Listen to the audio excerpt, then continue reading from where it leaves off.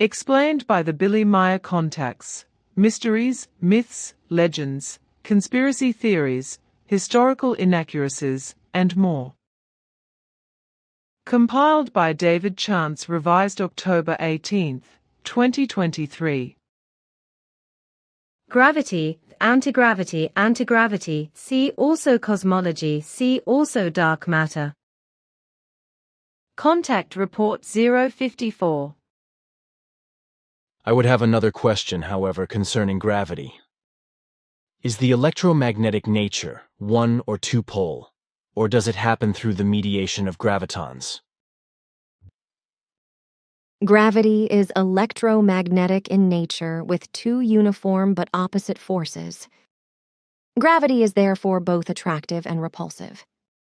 But this is connected with the mass itself, with the Earth, thus by the planet, whereby the mass exerts the coherent, however the second factor itself, namely the production and application of what you call gravitons.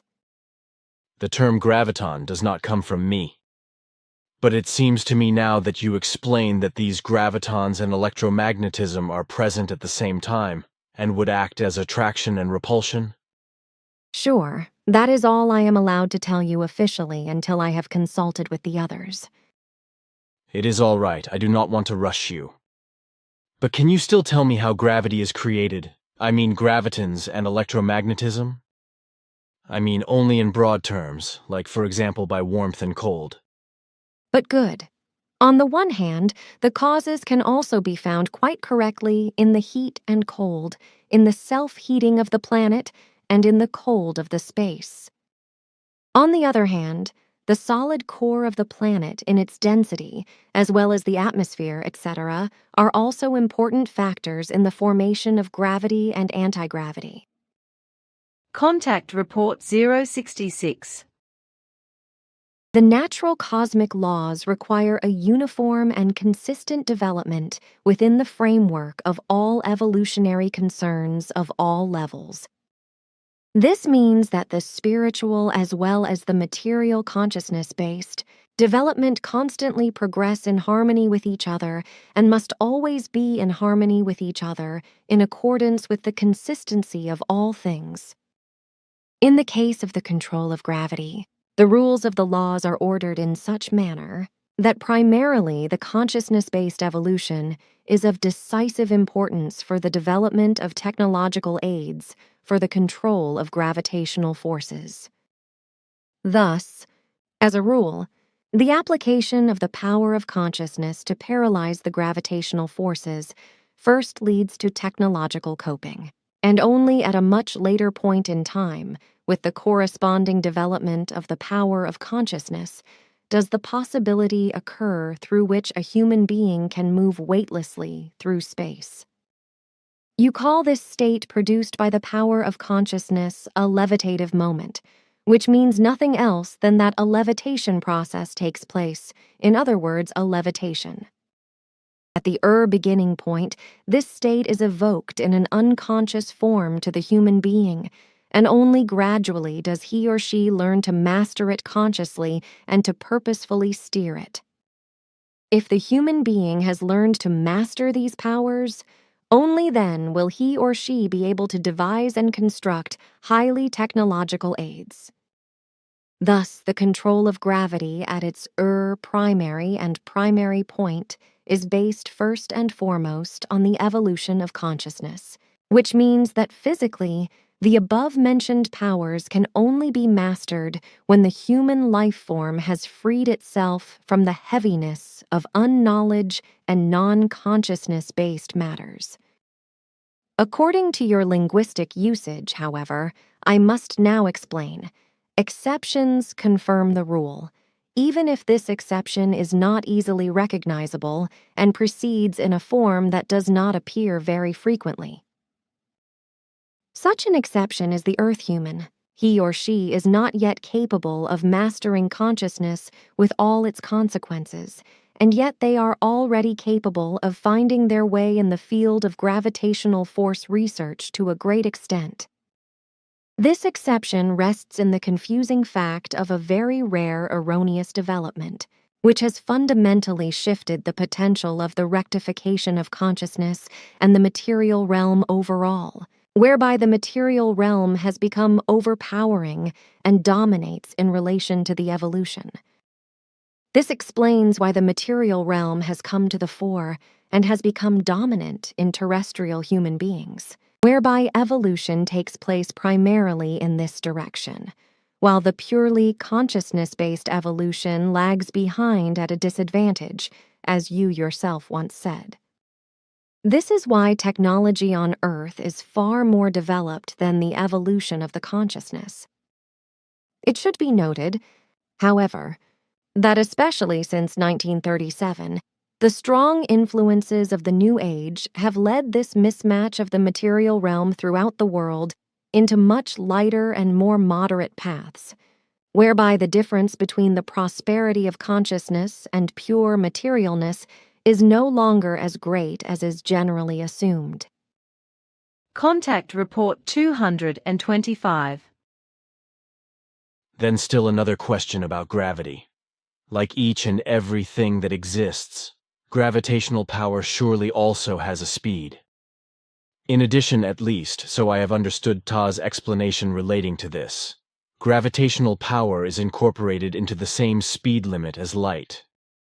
Gravitational power is not just given with suns and galaxies, planets or meteors, asteroids, comets, as well as with universal nebulous formations and neutrino clouds, but rather, it also exists in universal space itself.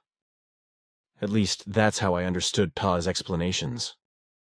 And since I have now been asked about this by Professor Brenner and I want to give him the answer correctly, I would again like to ask if what I have said is right. As usual, everything is of correctness. Contact Report 228. Moreover, our universe, like any other, of course, consists not only of gross matter, but also of pure energies, one of which is black energy, as we call it, which is responsible for a certain form of anti-gravity in the material universe and is estimated to account for 3/5 of all universal energies. Contact Report 260. But now, I have here another question. Anti-gravity, Sim-Ya-Se, once told me that both heat and cold are connected with it. That is quite right, but not to be regarded as general. Heat and cold play a role only in the way that through these, electric energy, that is to say, electromagnetic energy, is produced, from which then, among other things, anti-gravity arises through certain processes. Can or may you explain that in more detail? No, for the time still isn't ripe for that. It would be too dangerous for the people and their applications of technology if they already fully mastered anti-gravity. Already the researches relating to this of the Earth humans and their resulting applications of anti-gravity are heading towards them seizing world power for themselves. There are already extensive experiments in this regard, whereby the scientists in the USA can report authoritative successes. Contact Report 586. Here's my question. On the one hand, you say that dark matter is an expanding substance or matter. But on the other hand, you also once said that only through dark matter is gravity possible and can function. Isn't that a contradiction? Somehow I just do not understand the whole thing. It confuses me. As far as I am allowed to make a statement, I will explain the following. Dark matter is an interactive mass, which means that it is massive particles which, measured in the atomic range, have an enormous weight. These massive particles have an interaction that is related to both gravity and expansion force, which is why I explained that dark matter is expansion matter, although I did not mention that it is also gravity matter. So without the dark matter, there would be neither centrifugal force nor gravity. So without gravity, no expansion substance can exist, and without expansion matter, no gravity. Both factors, centrifugal force and gravity, are everywhere, but they are only perceptible and therefore also measurable but not visible, because they radiate neither light nor darkness visible to the eye. I am not allowed to explain more about this. Contact Report 592. Thanks. Then once again I have a question about dark matter, which you call expansion matter. I was asked a question about what is meant by this. So I answered what you explained to me, that expansion substance is the universal gravitational force, which runs through the whole universe like a net and forms knots and groups, in constant change. And if I myself have understood correctly what you have explained to me, then the entire network corresponds to an invisible gravitational energy, which attracts or forms and collects every form of fine matter, and at the same time expands or expands, from which material formations and even galaxies are formed, whereby in this respect the very energetic nodes play a particularly important role. So this invisible universal gravity net, especially its nodes, forms all kinds of fine matter, whereby this fine matter is not yet known to earthly scientists. The nodes are constantly widening and expanding, which ultimately results in visible matter that develops into galaxies. And because the dark matter expands in this way, you call it expansion substance, whereby the invisible matter develops and expands into nodes or visible matter, from which planets, suns, and whole galaxies develop over billions of years.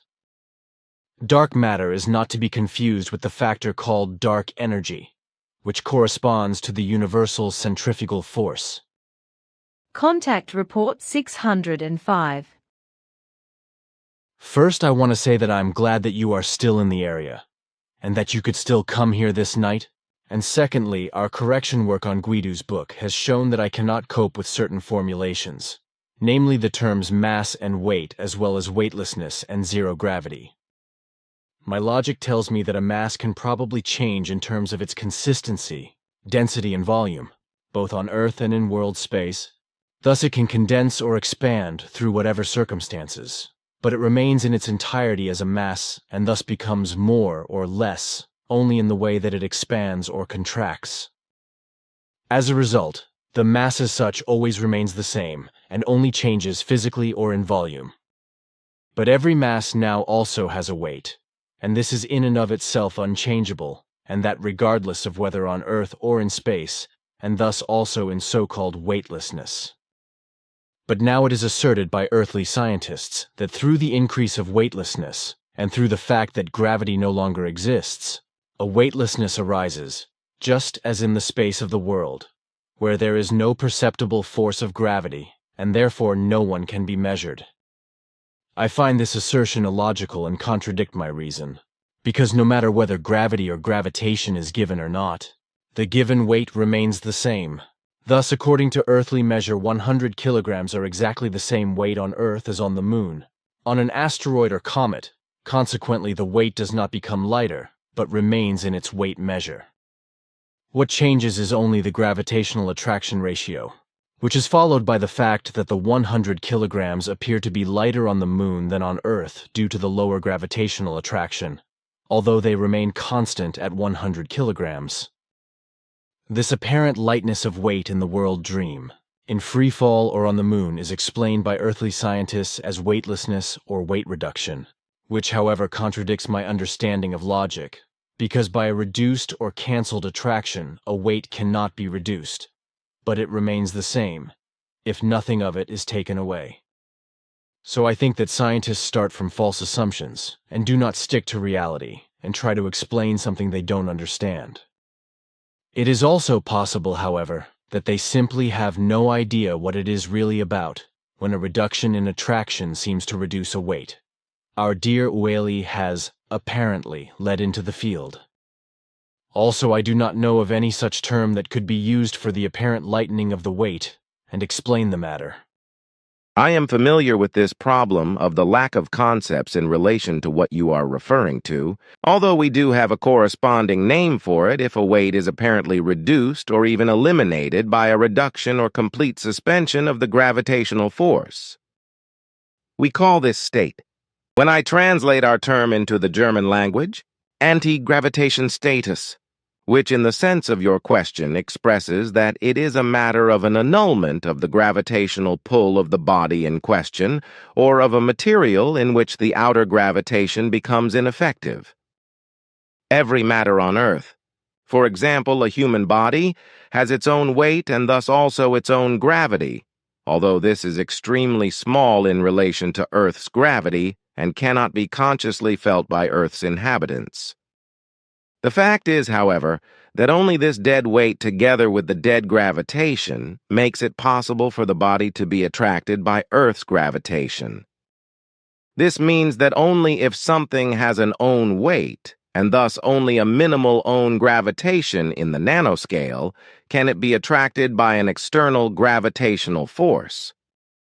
However, if something is given that has neither a dead weight nor a dead gravitation, then it cannot be attracted by an external gravitation. It must therefore be understood that every matter, however small it may be, has its own gravity and thus attracts other material, even the tiniest bacteria. Also, Earth naturally has its own large force of attraction, which is also called gravitation, gravity, or even force of attraction. This gravitation causes bodies to attract each other, with the corresponding force depending on their mass and the distance between them. The closer they are to each other, the more they attract each other. If one body is much heavier than the other, it also pulls much harder on the one that has a lower weight. On Earth, this can of course only be determined by extremely sensitive measuring instruments, but in comparison also by the use of magnets. If, however, the outer gravitational force is weakened or even eliminated, as in the case of the outer planetary layers, up to nearby space, then any outer matter loses its own attraction according to its own weight, which results in an anti-gravitational status for it, which is erroneously called weightlessness by earthly scientists. But this does not correspond to the correctness, because every matter, thus also the human body, does not become weightless, but only an anti-gravity status takes place, which means that it escapes from the planetary gravity. The body thus escapes the external gravitational force and influence of Earth. And the further the body moves away from Earth gravity, the smaller it becomes and gives it the possibility that it attracts some material by its own gravitational pull, even if these may only be very small quantities. If, for example, the International Space Station ISS is taken as a comparison in this respect, then it is still in a gravitational orbit of Earth, but due to its size it already has a low inherent gravity through which it can draw materials from space. So there is no weightlessness, as it refers to your question, because it is a weight deception that appears as fact and reality, but in reality is not really given and contradicts the effective fact because it is only apparently existing, given and present. In any case, a weight always remains of the same weight, regardless of whether there is a light or large gravitational force. This only determines whether a weight is more or less attractive than a stronger or weaker gravitational force. But another thing, when we talk about weight, it only refers to the units of weight that we use here on Earth, such as the units milligram, microgram, gram, nanogram, pound, kilogram, hundredweight, and ton in the large part of the European area, whereby the whole thing also depends on the gravitational force. So inevitably on other worlds as well as on our moon, on asteroids and comets, completely different amounts of the same materials are necessary, depending on the gravitational strength, in order to obtain the same weight as with us on Earth. So materials can be much lighter, and thus planet, etc., can show less gravitational force. Or materials can be much heavier, because planet, etc., shows much greater gravitational force, as a result of denser, that is to say, more compact matter, resulting in much greater gravitational force. The gravitational force is also dependent on the speed of rotation of Earth as well as the temperature, respectively cold and heat, in such a way that these have an influence on the density and consistency of the matter, as your father Svath already explained to me in my youth, as well as your daughter Simya Se, after our contacts began in 1975. Contact Report 643. What I've wanted to ask you for a long time refers to what your father Svath explained to me, that earthquakes and volcanic eruptions influence the gravitational waves of Earth, or change them in a certain way, whereby the gravitational vibrations can be measured and registered.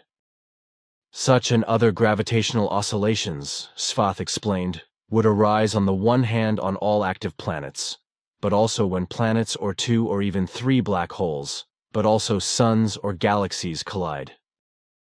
He also explained that such events produce very strong gravitational oscillations, which propagate at very high speed throughout the universe. However, as I have searched in vain for relevant explanations in specialist journals and books so far, I want to...